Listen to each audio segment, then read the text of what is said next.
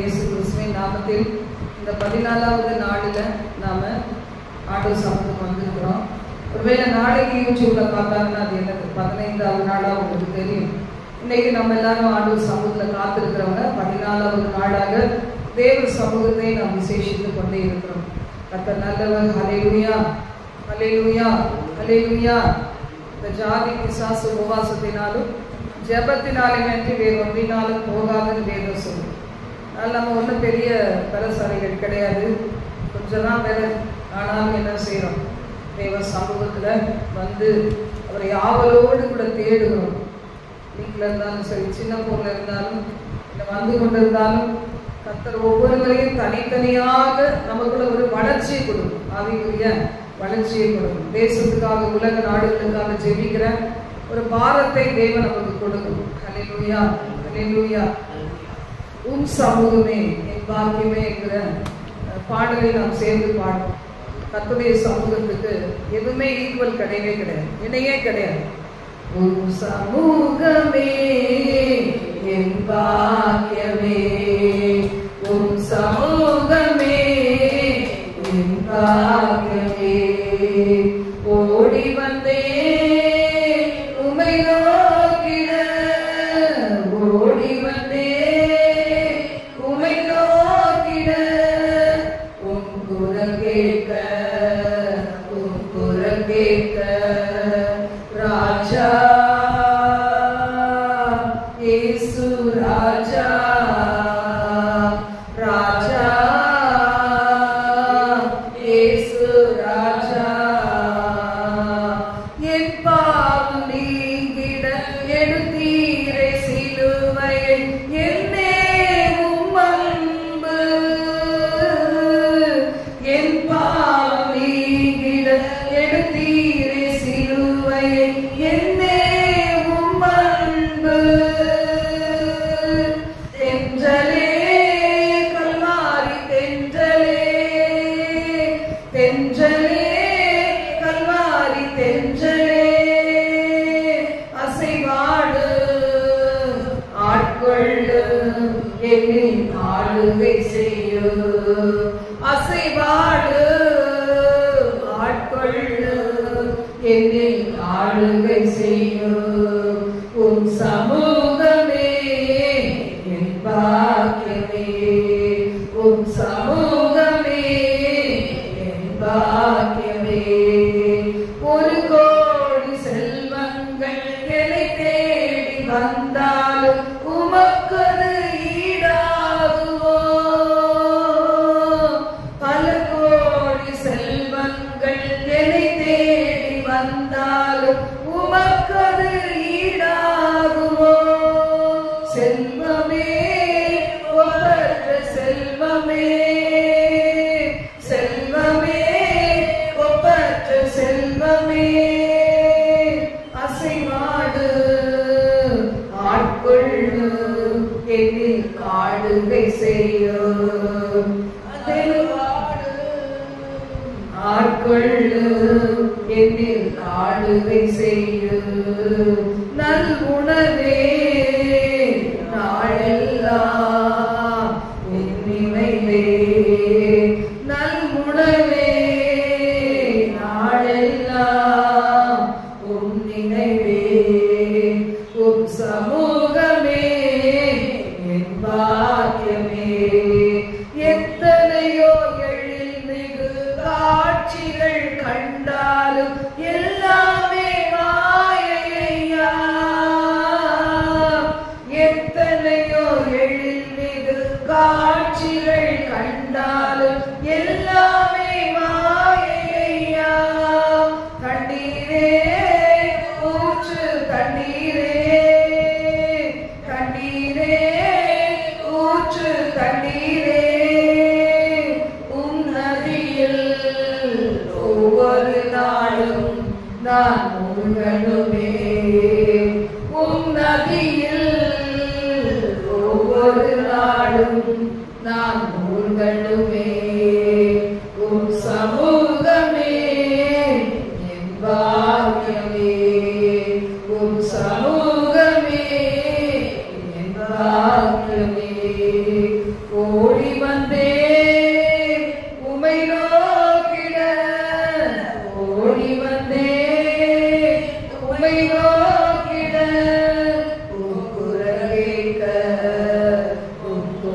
ஏக ராஜா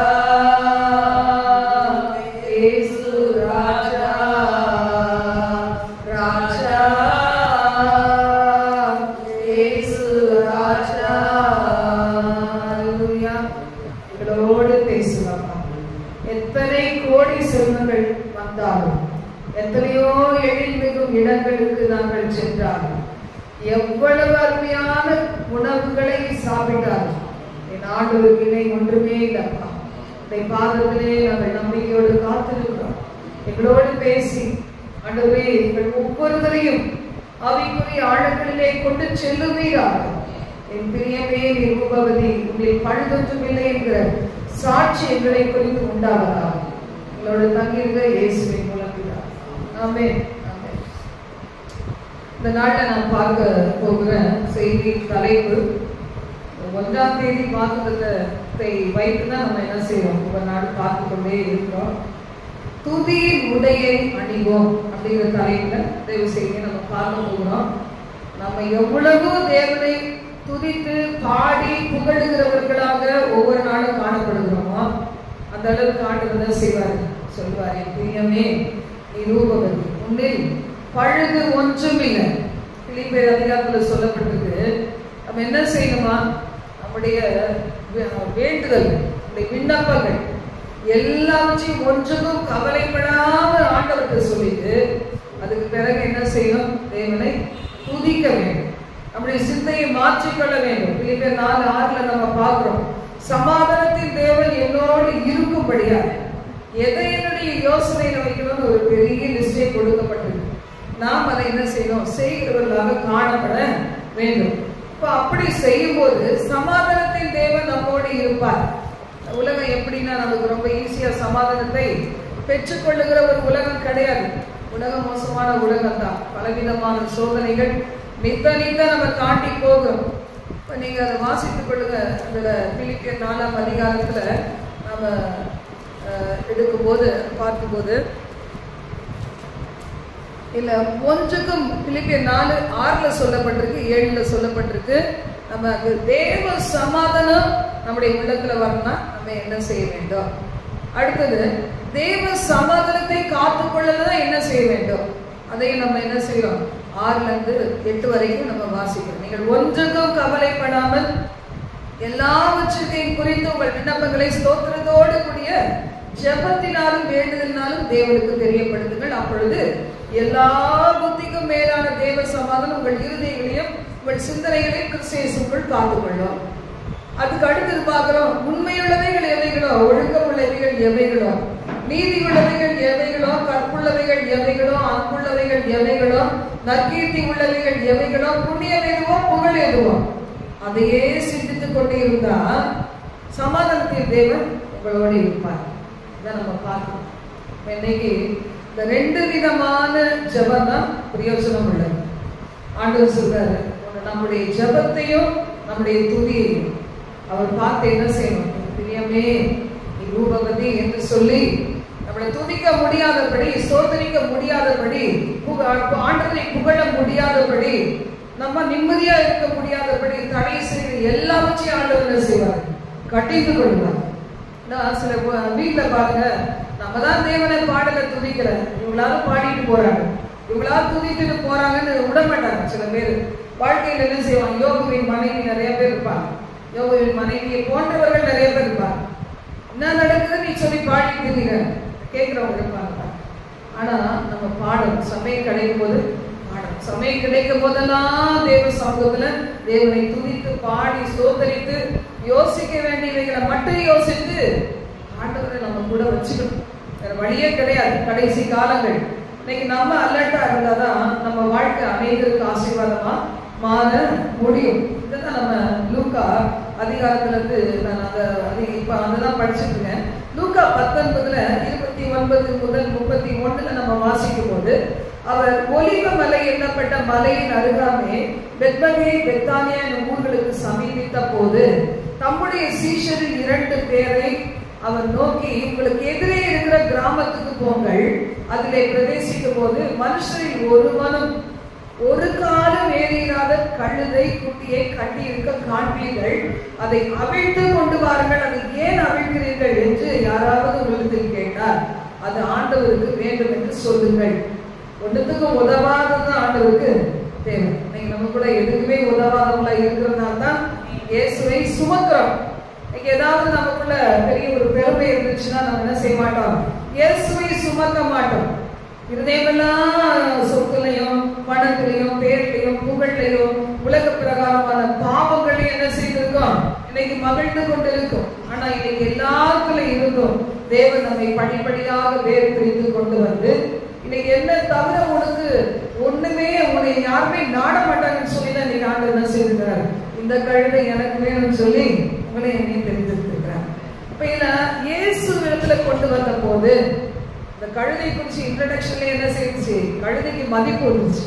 உடனே இயேசுவை சுமக்க போற கழுதைக்கு என்னெல்லாம் வேணும் பாருங்க. வஸ்திரத்தை அது மேல போட்டு அதன் மேல் ஏற்றி வஸ்திரங்களை வழியிலே விரிச்சு அவங்க என்ன செய்தாங்களா, திரளான கூட்டமாகிய சீஷர்கள் எல்லாரும் என்ன செய்தாங்க, தாங்கள் கண்ட சகல அற்புதங்களை குறித்து சந்தோஷப்பட்டு கர்த்தருடைய நாமத்தினாலே வருகிற ராஜா ஸ்தோத்திரிக்கப்பட்டவர், பரலோகத்திலே சமாதானமும் உன்னதத்திலே மகிமை உண்டாவதாக என்று மிகுந்த சத்தத்தோட தேவனை புகழ்ந்தார்கள். வசன வாசிப்பது இருமல் வருது பாருங்க. இயேசுவை புகழ்ந்திடக்கூடாது, அந்த வார்த்தை காதுக்குள்ள கேட்டுறக்கூடாது. எத்தனை விதத்துல பொல்லாத பிசாசு ஒவ்வொருத்தரையும் கேப்சர் பண்ண நினைக்கிறான் பாத்தீங்களா. எப்பவுமே நம்ம தேவ சமூகத்துல எப்படி இருக்கணும், அலர்ட்டா இருக்கணும், கவனமா இருக்கணும், அப்படியே டங்ஸ் பேசிக்கிட்டே இருக்கணும், அக்னி ஆகிக்கிட்டே இருக்கணும். அப்பதான் உங்களுக்கும் விடுதலை கொண்டு வந்தது இல்ல, உங்களுக்கு விடுதலை கிடைக்கும். பல இடங்களுக்கு எதிர்த்து வருகிற கிரியைகளை அழிக்கவும் முடியும். இந்த கடைசி காலங்கள் சும்மா வாழ்றதுக்கெல்லாம் சாதாரணமா வாழ்றதே முடியாது, சாதாரணமா ஊழியம் செஞ்சிடவே முடியாது, சாதாரணமான ஊழியத்துக்கு சும்மா கொஞ்சம் ஹெல்ப் பண்றேன்னு சொல்லவே முடியாது. பாருங்க எப்படி எல்லாம் கிரியை செய்து பாத்தீங்களா.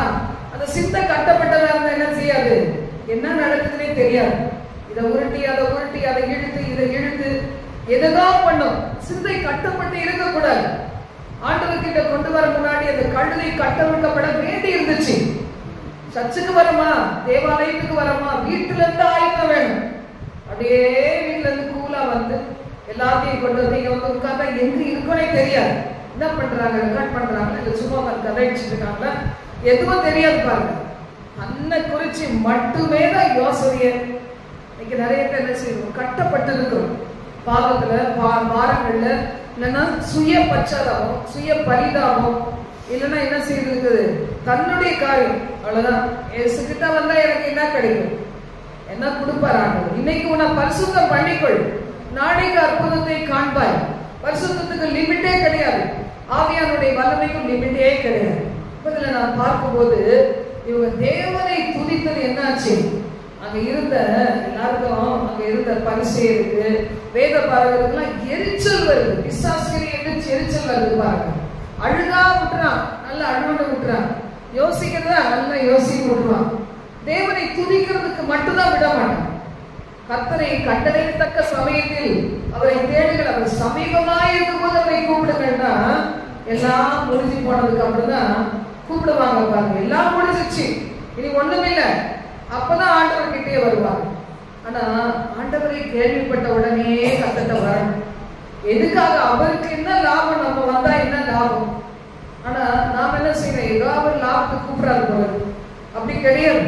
இன்னைக்கு நாம அவருக்கு தேவைதான், அதுக்கு போர்ஸ் பண்ணவே மாட்டார், கட்டாயப்படுத்தவே மாட்டார். என்னென்ன செய்வீங்களோ செய்யுங்க. ஒரு சர்டன் லிமிட்ல பாத்தீங்களா யாருக்குமே உதவி செய்ய முடியாத நிலைமாயிடும். நீங்க போன இதோட முன்னாடி ஒரு போன் வந்துருப்பாரு, எத்தனை வருஷம் இந்த சர்ச்சுக்கு வராங்க, ரெகுலர் கிடையாது, வருவாங்க. வந்தாங்கன்னா லேட்டா வருவாங்க, உட்காருவாங்க, முடிஞ்சவொடனே எழுப்பாங்க, போயிட்டே இருப்பாங்க. ஞான சமயம் எடுக்கல, ஒன்றும் பண்ணலை. அவங்களுக்கு ஒரு அம்மா இருக்காங்கன்னு தெரியும், அண்ணன் ஃபேமிலி இருக்கு தெரியும், அவ்வளவுதான்.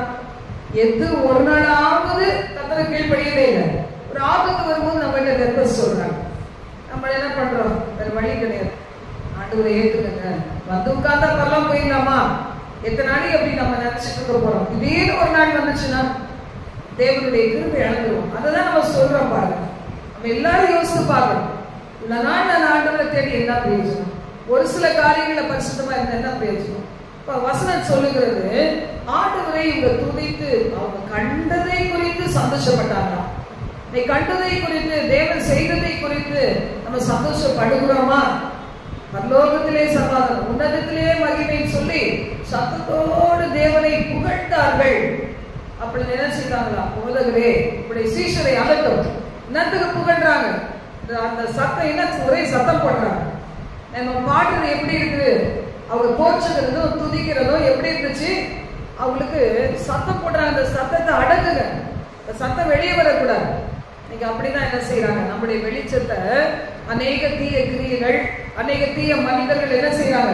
கட்டில கீழே உள்ள வெளிச்சத்தை போல வைக்கணும்னு நினைக்கிறாங்க. மரக்காலின் கீழே வச்சு அது போல மேல மரக்காலை போட்டு மூடணும்னு நினைக்கிறாங்க.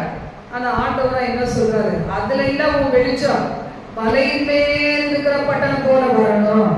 குடும்ப சூழ்நிலைகள் எல்லாம் நம்மள என்ன செய்யணும்? மூடி போட்டு கவுத்ததான் பார்க்கும். ஒரு சர்டன் லிமிட் வரைக்கும் நம்ம என்ன ஆனாலும் இயேசுவை பின்பற்றுவேன்னு சொல்லி நினைச்சிட்டோம்னா அது கூட மூடி போடவே முடியாது. நம்ம எப்படி இருப்போம்? மலையின் மேல் இருக்கிற பட்டணம், மறைந்திருக்க மாட்டாது. அதுக்குதான் ஆண்டவர் சொல்ற, தூசியை தட்டு, பாவத்தை ஒதுரு, பயத்தை ஒதுரு, கவலையை ஒதுரு, குடும்பத்தை எல்லாம் செய்ய வேண்டியதெல்லாம் செஞ்சிருந்தோம். உபவாசம் ஜெபம் ஓடி வந்து தேவ சமூகத்துல உட்கார்ந்து ஒரு ஊழியக்காரர் சொன்னார் பாத்தீங்களா, வீட்டுல இருக்க ஆடு மாடு விலங்குகளுக்கு கூட பட்டினி போடும் அப்படின்னு சொன்னார். நம்ம என்ன செய்யறோம்? வீட்டுக்காருக்கு நீங்க என்ன செய்வீங்க? நான் அப்படிதான் அவங்க இருந்தப்போ அப்படிதான் செஞ்சேன். என்ன செய்யறோம்? வீட்டுக்காருக்கு பிள்ளை குட்டிக்கு எல்லாம் செஞ்சு முடிச்சு வீட்டெல்லாம் பெருக்கி கிளீன் பண்ணிட்டு எல்லாத்தையும் தொடச்சி இணைச்சி எல்லாம் முடிச்சுட்டு போனோன்னு சாப்பிடணும், ரெண்டு தட்டி போட்டு தூங்கணும். இவ்வளவு கன்வீனியன்ட்டா நம்ம போய் ஆண்டவரை பின்பற்றோம் பாருங்க. நிறைய பேர் வாழ்க்கை அப்படிதான். ஆனா உபவாச நாட்கள்ல உனக்கு பிரியமானது அத்தனையும் செய்யாதுன்னு சொல்லி சாப்பாடு செய்ய வேணாம்னு சொல்லல. டக்குன்னு எது முடியும் அது செஞ்சோமா வச்சோமா. நம்ம என்ன செய்யணும்? நம்ம ரிலாக்ஸா இருக்கு, நம்ம ஃப்ரீயா இருக்கு, நம்ம சரீரத்துல கொஞ்சம் தெம்பு இருந்து வரணும். தெம்பெல்லாம் உலகத்துக்கு கொடுத்துட்டு இங்க வந்து எப்படி வருது? துவச்சு புரிஞ்ச மாதிரி வருது. அப்புறம் எங்க இருந்து முதுகு வலிக்கும், இடுப்பு வலிக்கும், தலை வலிக்கும், தூக்கம் வரும். ஏதாவது டீ குடித்து எழுப்ப மாட்டாங்களா? இருக்கதே 2-3 மணி நேரம் தான். 11 மணிலேருந்து 2 மணி 2:30 மணி வரைக்கும் தான். இதுல வேற இடையில டீ என்னது? ஏற்கனவே குடிச்சுதான் வந்துருப்பீங்க. இங்க வந்து வேற டீ கொடுத்து கன்வீனியன்ட் தேவையே கிடையாது. கொஞ்சம் மனசு என்ன செய்யணும்? மனசு உடைக்கப்படும். அப்ப அதுக்கெல்லாம் நம்ம சில மணி நேரங்கள் வச்சுக்கணும். 10 பத்தாது. 11 to 5 o'clock இருந்தா ஓரளவுக்கு எனக்கு திருப்தியா இருக்கும். 11லேருந்து 5 மணி வரைக்கும் தான் நல்லா இருக்கும், சந்தோஷமா இருக்கும், திருப்தியா இருக்கும். யாரும் இருக்க மாட்டேங்க ஓடி. அதான் தான் முடிக்க வேண்டியது. கர்த்தர் பாருங்க, ஆண்டவருடைய இயேசு என்ன சொன்னாரு? இவர்கள் பேசாமல் இருந்தால் கல்லுகளே கூப்பிடும். கல்லுகளை கூட என்ன செய்யும்? ரோஷம் வரும். இவங்களாம் கூப்பிடல, நான் கூப்பிடுறேன். சில பேர் சொல்லுவாங்க பாருங்க, நாங்க கொஞ்சம் பேர் உட்கார்ந்துருக்கோம், எங்களுக்கு பின்னாடி நிறைய பேர் உட்கார்ந்துருக்காங்க. அவங்க சொன்னது எப்படியே தெரியாது, எப்படி சொன்னாங்க அது உண்மையை போயே தெரியாது. நான் என்ன விசுவாசிக்கிறேன்னா, தூதர்கள் வந்து என்ன செய்வாங்க? உச்சு நோக்குவாங்க. பாருங்க, எதிர்ச்சா காலையில் கிடக்குது, எல்லாம் வீட்டில் கிடக்குது, வீட்டில் வருது. அப்ப என்ன செய்யும்? ஆனா நான் யாரும் கிரௌடை பார்க்கறதே கிடையாது. எனக்கு ரொம்ப ஹாப்பியா இருக்கு. ஆண்டவர் சமூகத்துல இந்த இடத்துல இருந்து வார்த்தையின்படி நம்ம தியானிச்சு உலக நாடுகளுக்காக, தேசத்துக்காக, எந்த வீடும் அப்படிதான். நான் ஒருத்தி தானே இருக்கேன், வேற யாராக இருக்கிறார்? கர்த்தரை பிரசவம் நிறைஞ்சுதான் இருக்கும். ஆனா அதை விட இது மேல இருக்கு. இதுக்குன்னே டெடிகேட்டடா இருக்கிறதுனால அது வரைக்கும். அது பிறகு வேற மாதிரி மாறிச்சுன்னா அதுக்கு நம்ம சொல்ல முடியாது. ஆண்டவர் ஜெபாலயத்தை பார்த்தாரு. எல்லாரும் வியாபாரம் பண்ணிட்டு புறாவை வித்தாங்க, அதை வித்தாங்க, இதை வித்தாங்க. அந்த ஆண்டவர் பிரச்சனையில அடிச்சு எல்லாத்தையும் தலைகளை கவுத்து விட்டாங்க. ஆண்டவர் அது வியாபார ஸ்தலம் ஆக்காதீங்கன்னு சொன்னார். அதான் நம்ம பேச வேணாம். ஆனா இப்போதைக்கு எங்க வீட்டுல முழுக்க ஆண்டவர் நானும் வாழ்ந்தாலும் இங்க வரும்போது தான் ரொம்ப நல்லா இருக்கு. இது கொஞ்சம் நல்லா இருக்கு. இந்த வட்டாரம் முழுசும் எங்க இருந்தாலும் நம்ம யூஎஸ்ஏக்கு ஜெபிக்கிறோம், யூகேக்கு ஜெபிக்கிறோம், இலங்கைக்கு ஜெபிக்கிறோம், யுத்தம் நடக்கிற இடத்துக்கு ஜெபிக்கிறோம். இருந்தாலும் ஒரு மனசுல ஒரு சந்தோஷம், ஒரு திருப்தி வரும். ஆலயத்துல ஒரு மகிமை உண்டு, அதுக்குதான் வரும். இந்த மகிமை தெரியாதவங்க வீட்டுல இருக்கிறாங்க. வீட்டுல என்ன இருக்கும்? எல்லாமே இருக்கும். டிவி இருக்கும், சீரியல் இருக்கும், வருவாங்க போவாங்க, போன் வரும், ஆட்கள் வருவாங்க, எல்லாமே இருக்கும். தெரியாது அவங்க இருக்கும். இப்ப கர்த்தருடைய வார்த்தைங்கிறத என்ன சொல்லப்பட்டிருக்கு? அவர்கள் கூப்பிடாவிட்டா கல்லுகளே கூப்பிடும், கல்லுகள் சாட்சி சொல்லும். சில நேரத்தில் நம்ம ஒரு சில ஆசீர்வாதங்களை கண்ணீரோட வாங்கியிருப்போம். பார்த்தீங்களா, எங்களுக்கு நாங்கள் ஒரு வீட்டை வித்துட்டோம். இப்போ ஒரு பெரிய ஊழியக்காரர் சொல்லுவார், இந்த வீட்டில் உள்ள ஒவ்வொரு கல்லும் சொல்லும் சிஸ்டருடைய கண்ணீர். ஆண்டவருடைய ஊழியத்துக்கு அழைச்ச புதுசு எனக்கு சம்பாதிக்க முடியாத ஒரு நிலைமை ஆயிடுச்சு. கல்யாணம் 5வது வருஷத்துல இயேசுக்காக ஒப்பு கொடுத்தேன். எல்லாரும் திட்ட நான் என்ன செய்ய முடியும், ஆண்டவர் தான். ஆண்டவர் எனக்கு வேலை இல்லைன்னா அவங்கள ஆசீர்வதிச்சிருக்கேன். அவங்களுக்கு நிறைய ஷிப்பு வரட்டும், அவங்களுக்கு நிறைய வருமானம் வரட்டும், கமிஷன் வரட்டும். கமிஷனா என்னன்னு அப்புறம் தான் தெரிஞ்சிச்சு. அப்ப எனக்கு தெரியாது. எல்லாம் சொல்லுவாங்க, இவெல்லாம் ஒரு ஆண்டவர் பிள்ளையா ஊழியர் செய்யலாம், கமிஷன் வாங்கி போடுறா சொல்லுவாங்க. எனக்கு தெரியாது. ஷிப்பு வந்தாதான் இவங்களுக்கு எக்ஸ்ட்ரா அமௌண்ட் கிடைக்கும். அப்படின்னா கூட நான் ஜெபிச்சிருக்கேன். அழுது ஜெபிக்கும் போது ஒரு ஊழியக்காரர் சொல்வார், இந்த வீட்டுல இருக்கிற ஒரு கல்லும் சிஸ்டருடைய கண்ணீருக்கு சாட்சின்னு சொல்லுவார். அந்த மாதிரி ஒருவேளை நம்ம கூட எதுக்கோ கண்ணீர் வச்சிருக்கோம். பார்த்தீங்கன்னா இந்த கண்ணீர் வீண் போகவே போகாது. ஒருவேளை இழந்து போயிருக்கலாம், அந்த கண்ணீர் பரலோகத்துல நினைக்கப்படும் இல்ல. இங்க உலகத்திலே உங்களுக்கு ஆசை சொத்து இல்லாம போனா பரவாயில்ல, ஆனா பரலோகத்திலே சேர்த்து வைங்க. திருடிட்டு போயிட்டா அந்த வீட்டை, ஆனா பரலோகத்துல அந்த கண்ணீருக்கு பலன் உண்டு. ஏன்னா எத்தனை பேர் எனக்காக நினைக்கலையே, எவ்வளவோ திருவிழான அறுவடை பார்த்தீங்களா, அந்த அறுவடையே கிடைக்கல. அத்தனை ஆத்மா அறுவடை, அத்தனை பேர் என்ன செய்தாங்க, எத்தனை கல்யாணம் முடிஞ்சிருக்கு அந்த சின்ன சபை. எவ்வளவு பேர் ஞானஸ்தானம் எடுத்திருக்கிறாங்க. அந்த இடத்துல இருந்த ஒரு டேங்க், அந்த டேங்க்குள்ள இறங்கி எடுத்தவங்க எத்தனையோ பேர். எத்தனை பேருடைய வாழ்க்கையில அற்புதங்கள் செய்து, எத்தனை வியாதிகள் சுகமடைந்து, எய்ட்ஸ் வியாதில கூட விடுதலையானவங்க இன்னைக்கு இருக்கிறாங்க. நம்ம கிட்ட தான் இல்ல, உலகத்துல இருக்கிறாங்க, வேற சபையில இருக்கிறாங்க. எவ்வளவு மகிமையான இடம். நம்முடைய கண்ணீர் ஒரு நாள் என்ன செய்யாது, வீண் போகாது, அது சாட்சியிடும். வெளியே வந்துட்டோம், ஆனா சாட்சி சொல்லிட்டே அந்த கண்ணீர் என்ன செய்யும், சாட்சி சொல்லிட்டே. அப்ப தேவன் பாருங்க எவ்வளவு நல்லவர். அப்ப சொல்றாரு, இவங்க பார்த்தது, இவங்க கண்டது, இவங்க கேட்டது, இதை வச்சு அவங்க இயேசுவை என்னை மகிமைப்படுத்துறாங்க. அதை நீ வாய மூட சொல்றதுக்கு நீ யாரு, ஒன்னும் சொல்ல முடியாது. ஆண்டவர் சொல்ற, இவங்களை கூப்பிட வேணாம், அடக்கலாம், கல்லு கூப்பிட சொல்றாரு. இன்னைக்கு நம்ம நினைச்சு பார்க்கணும், நம்ம வீட்டுல எவ்வளவு நாள் ஆச்சு குதிச்சு, எவ்வளவு நாள் ஆச்சு ஆண்டவரை சோதரிச்சு, எவ்வளவு நாள் ஆச்சு ஆண்டவரை கோவப்பட்டு எத்தனை நாளும் பேசாமலே இருக்கிறோம். ஏதோ நடைபெறமா வாழ்றோம். நடைபெறமா ஆக்குனதுனால தான் ஆண்டவர்கிட்ட வந்தோம். உலகம் நம்மள நடைபெறமா ஆக்குனதுனால ஆண்டவர்கிட்ட வந்தோம். இன்னைக்கு ஆண்டவர்த்தையே நடைபெறமா வாழ்ந்தா இயேசுக்கு நமக்கு சம்மதம் இல்லைன்னா கொண்டு போய் 8 பிசாசு வந்துடும், 7 பிசாசு கூட்டிட்டு வந்துடும். நிறைய பெரிய ஸ்பேஷியஸான இடம், அவளுக்கு பெரிய மனசு சொல்லுவாங்கல்ல, பெரிய இருதயம், கையளவு தான் இருதயம் சொல்லுவாங்க. அதுக்கு பெரிய கை, அப்ப அவ்வளவு பெரிய இருதயம் இருக்கு. உனக்கும் இடம் இருக்கு, பாபா சூப்பரா, நம்ம எல்லாம் போய் கொடுத்தலாம் நடத்தலாம்.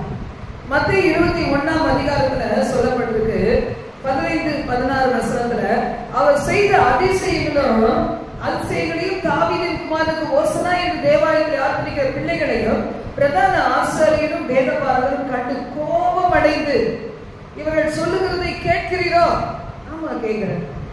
ஆண்டவர் இயேசு சொல்றார், குழந்தைகளுடைய வாயினாலும் பாலகருடைய வாயினாலும் துதி உண்டாகும்படி செய்தீர் என்கிறத எழுதியிருக்கிற வேதத்தில் நீங்க வாசிச்சது இல்ல, தெரியும்ல உங்களுக்கு அப்படின்னு சொல்றாரு. ஆண்டவராகிய கர்த்தர் என்ன விரும்புகிறார், இந்த ஜனத்துக்கு நான் ஏன் அற்புதம் செய்யறேன், ஏன் போன உயிரை காப்பாத்தி கொண்டு வந்து வச்சிருக்கிறேன், பல தருணம் கொடுப்பாரு பாத்தீங்களா. ஆனா எதுக்கு வச்சிருக்கேன், இவள் என் துதியை சொல்ல, இவள் எனக்கு ஊழியக்காரியாய் வர, இவள் என்னை மகிமைப்படுத்த, இவன் எனக்கு ஃபுல் டைமா மினிஸ்டர் முழு நேரம் ஊழியம் செய்ய, இவளுக்கு இந்த அற்புதம் செய்ய ஆண்டவர் சொல்ல. அடுத்தது பாத்தீங்கன்னா ஏசாயா 61:3 வாசிக்கலாம். சீயோனிலே துயரப்பட்டவர்களை சீர்படுத்த, அவருக்கு சாம்பலுக்கு பதிலாக சிங்காரத்தை கொடுங்க, துயரத்துக்கு பதிலாக ஆனந்த தைலத்தை கொடுங்க, ஒடுங்கின ஆவிக்கு பதிலாக துதியின் உடையை கொடுக்க என்னை அனுப்பினார். அவர்கள் கர்த்தர் தம்முடைய மகிமைக்கு நாட்டின நீதியின் விருட்சங்கள் போல இருப்பார்கள். இதுதான் ஆண்டவருடைய எதிர்பார்ப்பு. ஆவியானவர் ஏதோ கொடுத்தாரு, ஏதோ அந்நிய பாஷை பேசுறதுக்கு, இதெல்லாம் டிக்கெட்டு, பரலோகத்துக்கு போறதுக்கு டிக்கெட்டு, அப்படி கிடையாது.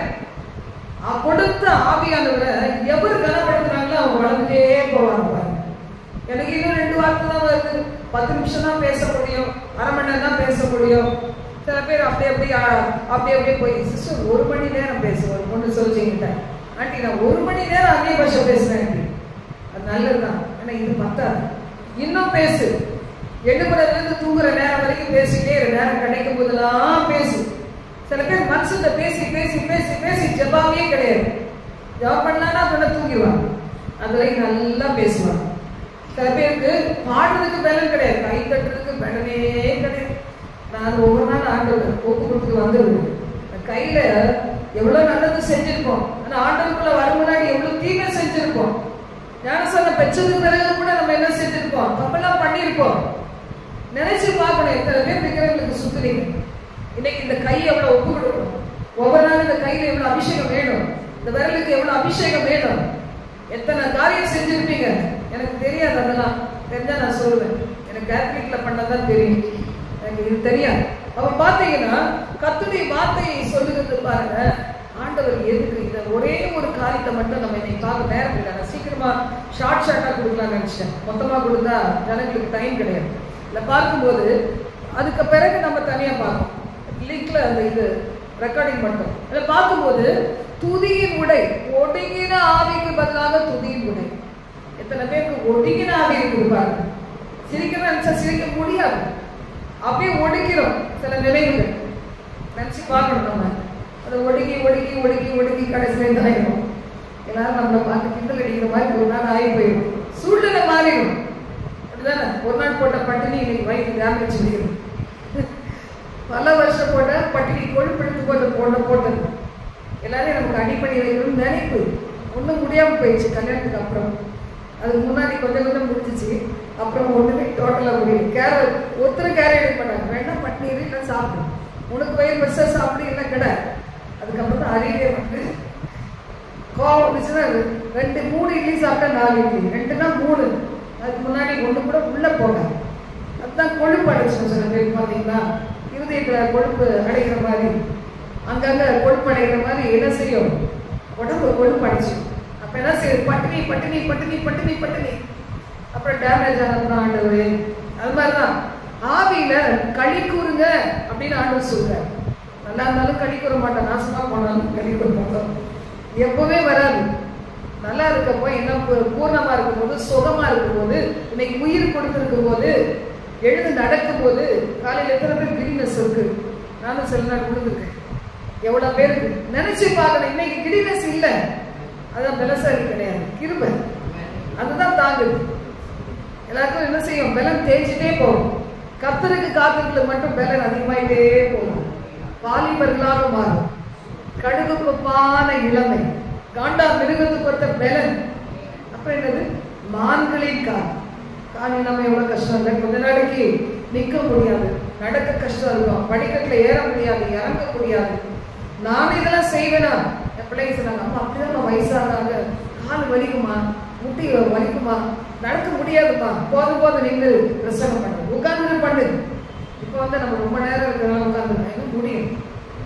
எத்தனை தடவை நடக்கிறோம் பாத்தீங்களா. தேவர்கள் நான் எப்படி இருக்கணும், ஆண்டவர் துதியை சொல்லிக்கிட்டே இருக்கணும். நீதியின் விருட்சமா வாழணும். அநியாயம் பண்ணக்கூடாது. அநியாயத்துக்கு என் ஸ்ட்ரென்த்தை கொடுக்க கூடாது, உலகத்துக்கு கொடுக்க கூடாது, மனுஷன் பிரியப்பட்ட கொடுக்க கூடாது, பாவத்துக்கு என் சரீரத்தை வித்துறக்கூடாது, பணாசைக்கு வித்துறக்கூடாது, பூர்ண பரிசுத்தமா இருக்கணும். அதான் 6 வசனம் சொல்லுது. அப்போ ஒடுங்கின ஆவி, யாரெல்லாம் ஒடுங்கின ஆவி இருக்குதோ தேவன் என்ன செய்ய போறாரு, துதியை உடைய கொடுக்க போறாரு. ஆண்டவர் அவருக்கு நன்றி நிறைஞ்ச ஒரு இருதயம் வேணும். நம்ம என்ன செய்ய முடியும், பிள்ளைகளுக்கு கூட பாத்தீங்கன்னா சில குடிவாதம் முடிச்ச குழந்தைங்க இருப்பாங்க. அவங்களுக்கு என்னதான் அவங்களை ப்ளீஸ் பண்ண என்ன வேணா கொடுத்து பாருங்களேன். ஒரு கொடுக்குற ஒரு செல்போனுக்கு இணையாவாது, அவங்களுக்கு ஒரு டிவிக்கு இணையாவாது, டேபுக்கு இணையாவாது. அவங்க நினைச்சிருக்கிறத சாதிக்கணும். என்னத்தை வேணா கொடுங்க, கொஞ்சம் உண்மையே வச்சு சரி அம்மா பையன் எப்படி சிரிக்கலையேன்னு கொடுப்பாங்க. அப்பதான் பிசாசு ஏறும். காலையில இருந்து மத்தியானம் வரைக்கும் பார்த்து நிறைய பேய் பிசாசெல்லாம் உள்ள வச்சுக்கிட்டு அதை ஆஃப் பண்ண அம்மா அப்பாவே அடிச்சாலும் அடிச்சிடும், என்ன வேணா பண்ணிடும், அப்படி ஆயிடும். அப்பதான் ரியலைஸ் பண்ணுவாங்க, தப்பு பண்ணிட்டோமே, அப்பயே ஆஃப் பண்ணிக்கணும் போல. அப்பதான் அதாவது கண்டு கெட்டப்பறம் சூரிய நமஸ்காரம், அது என்ன பிரயோஜனம், ஒண்ணுமே கிடையாது. அதனால இன்னைக்கு கொடுத்த நல்ல ஜீவன், நல்ல சுகம், நல்ல பலன், உங்களுக்கு தேவன் செய்த நன்மைகளை நினைச்சு என்ன செய்ய போறோம், ஆண்டவர் சோதரிக்க போறோம். டைம் ஆயிடுச்சு, முடிச்சுட்டு அது பிறகு நம்ம பார்க்கலாம். ஜெபம் பண்ணலாமா? கரங்களை உயர்த்தி ஹல்லேலூயா. ஆண்டவரே, இந்த மெசேஜை கேட்கிற பிள்ளைகள், இன்னைக்கு கேட்டுக்கொண்டு இருக்கிற பிள்ளைகள், அதை ஒவ்வொருவரும் ஆண்டவரை தங்களை அர்ப்பணிக்க உதவி செய்வீராக. ஆண்டவரே, வாயை திறந்து துதிக்க முடியாதபடி, சோதரிக்க முடியாதபடி, மகிமைப்படுத்த முடியாதபடி, செய்த நன்மைகளை நினைத்து பார்க்க முடியாதபடி, எத்தனை மரண தருவாயில உயிர் கொடுத்தீரே அதை நினைக்க முடியாதபடி, சாப்பிட ஒன்னில்லாத நிலைமையை மாற்றி, பேங்க் பேலன்ஸ் இல்லாத நிலைமையை மாற்றி, இன்னைக்கு ஏடிஎம் கார்டு கொடுத்து எடுக்கக்கூடிய கிருபைகளை கொடுத்து அதுல கொஞ்சம் பேலன்ஸ் வச்சு நடக்கிறீங்களே, இதை நினைச்சு பார்க்க முடியாதபடி ஒவ்வொருவரையும் கட்டி இருக்கிற எல்லா கயிறுகள் அவிழ்க்கப்படுவதாக. தேசம் எங்கும், உலக நாடுகள் எங்கும் இப்படி நன்றி கெட்ட தனமாய் நடக்கிற தேவ பிள்ளைகள் எங்களை போன்ற அநேகர் உண்டு, அநேக ஊழியர்கள் உண்டு, விசுவாச பிள்ளைகள் உண்டு. ஒவ்வொருவரையும் இயேசுவின் நாமத்தினால் விடுவிப்பீராக. எங்கள் சந்ததியில உண்டு, எங்கள் பிள்ளைகள் இடத்துல உண்டு. நினைச்ச சாதிச்சா கூடப்பா இன்னும் வெக்ஸா வாழ்ற பிள்ளைகள் உண்டு. விடுவிப்பீராக. நான் ஏற்றுக்கொண்டது தானே வாழ்ந்து காண்பிப்பேன் என்று சொல்லுகிற மன துணிச்சலை கொடுப்பீராக, தைரியத்தை கொடுப்பீராக, ஜெபாவியை கொடுப்பீராக, வேத வசனத்தை வாசிக்கிற கிருபைகளை கொடுப்பீராக. ஒவ்வொருவரையும் விடுவிப்பீராக, ஆசீர்வதிப்பீராக. அவர்கள் துதிக்கும் போது ஆண்டவரே, உம்முடைய உள்ளம் மகிழ்ந்து அவர்கள் பெற்றுக்கொள்ள வேண்டிய அநேக நன்மைகளை பெற்றுக்கொண்டு சாட்சியை வாழ்வார்களே. இந்த நல்ல நாளுக்கு ஒப்புக் கொடுக்கிறேன். என்னையும் எங்களையும் எங்கள் குடும்பங்களையும் எங்கள் சந்ததியும் எங்கள் பிள்ளைகளையும் எங்கள் விசுவாச பிள்ளைகளையும் ஒவ்வொருவரையுமே கேட்டுக்கொண்டிருக்கிற ஒவ்வொருவரையுமே இந்த அனுபவத்துக்குள் கொண்டு வந்து ஆசீர்வதிய மாட்டுவாய். சாத்தானுக்கு எரிச்சலை உண்டாக்கத்தக்க விதத்தில், பிசாசின் கிரியைகளுக்கு, பொல்லாத ஜனங்களுக்கு ஆண்டவரே எரிச்சலை கொடுக்கத்தக்க விதத்தில் நாங்கள் துதித்து மகிழ துதியின் ஆழங்களுக்கு கொண்டு செல்வோம். ஆசீர்வதியும். தடைப்பட்டு இருக்கிற நன்மைகள் கிடைக்கும்படி செய்யும். ஆசீர்வதியும். இயேசு கிறிஸ்துவின் நாமத்தில் ஜெபிக்கிறோம். ஆமென்.